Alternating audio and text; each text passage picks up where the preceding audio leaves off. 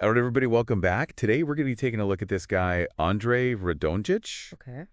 And this will be a really interesting deep dive. He is the co-founder and CEO of Wynd Network Huh.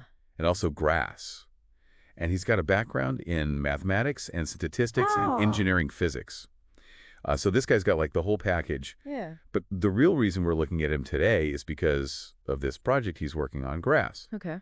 And, we've got some excerpts, some writings about this project. Right. And, so hopefully we can kind of like figure out what it's all about and why it's important. So, Yeah, I mean, just from like the initial glance at his background and this project, yeah, it seems like this is more than just, another AI tool. Right. Like he's trying to change the entire like development landscape of AI. So this is pretty interesting. yeah. And that comes out in some of his writings that we have for this deep dive. Like he talks about wanting Grass to be Right. kind of like this fundamental layer Mm. for all of AI development. And the way he wants to go about doing that is through creating this like comprehensive Okay. web index. Okay. So basically like this massive Right. searchable library of publicly available data, So like the entire internet. pretty much. Yeah, it's like this just like massive knowledge base Huh. for AI. I see what you mean about a fundamental layer. Like that's Yeah. really ambitious. Yeah, it is. And I think like what's really interesting about it is that he wants to make it accessible to anyone. Oh, wow. Like he wants to like democratize AI development, which Right. we're not really seeing too much of right now. Yeah. I mean, right now it seems like AI development is really Yeah. centralized in the hands of, these large Yeah. tech giants. Right. And, they have access to these massive Yeah. data sets, huge amounts of computing power. Mm-hmm. So if he can actually make this a reality, Yeah. that would be a huge change for the industry. It opens up so many possibilities. And I think too, it changes, it's not just who can create the AI, Right. but right. like what kind of AI gets created. Exactly, yeah. And from what I've read, it seems like he's, Yeah. wants to support both those like large-scale Yeah.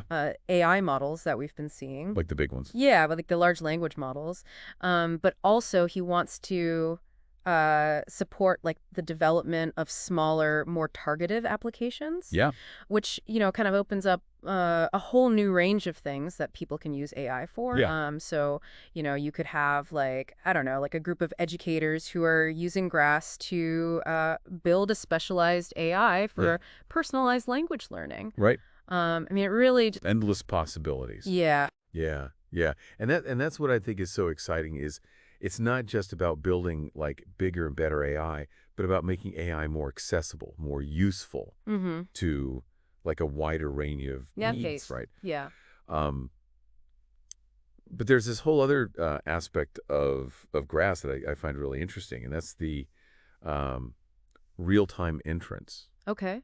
through a decentralized architecture. Yeah. Now this is where it gets really interesting. Yeah, so can you talk a little bit about like how that works and why it's important? Yeah, so traditionally, when we talk about AI models, they're trained on data that's stored in these massive data centers, right? Yeah. And these data centers are, often tied to Yeah. very specific geographic locations. Right.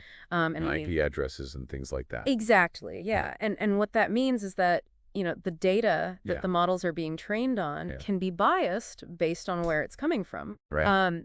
So with this decentralized approach, what Radonjic is trying to do is distribute the data and the processing power across a much wider, Yeah. more geographically diverse network. So it's kind of like crowdsourcing the intelligence of the AI. Exactly. And that means that ideally you're drawing from a much more diverse range of perspectives. Right. And, hopefully that leads to a fair, Yeah. more representative AI. Right, right.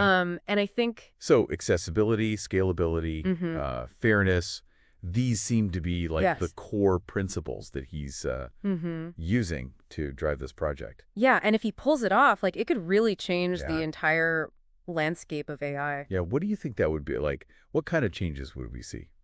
Well, I mean, I think one of the biggest things would be just like Yeah. a broader range of people involved in AI development, right? Right. So it's not just Yeah. these large companies that are Mhm. driving everything, but Yeah. you have smaller startups, you have independent researchers, you Right. have individuals, Yeah. and I think that would lead to a much more diverse Right. set of applications. Yeah. We could see AI being used to address problems that, Right. Right. we haven't even thought of yet. Yeah. And hopefully a more ethical approach to AI development as well, because you have more people involved, Yeah. more perspectives. More eyes on it. Yeah. Exactly. So yeah, I mean, it sounds like really big revolutionary changes Yeah. are possible. Yeah, and I think the question that we need to be asking ourselves is, Right. like, how is this going to affect society? Like, how is a decentralized, Yeah. more accessible AI landscape Yeah. going to change the world that we live in? Right. That's a great question. So for all of our listeners out there, Yeah. that's something to think about. Yeah, and I think, Yeah. this deep dive has just been a brief introduction to Radonjic and Yeah. his vision, but Yeah. I encourage you all to go out Yeah. and learn more about it, because this is Yeah. important stuff. Yeah. It is.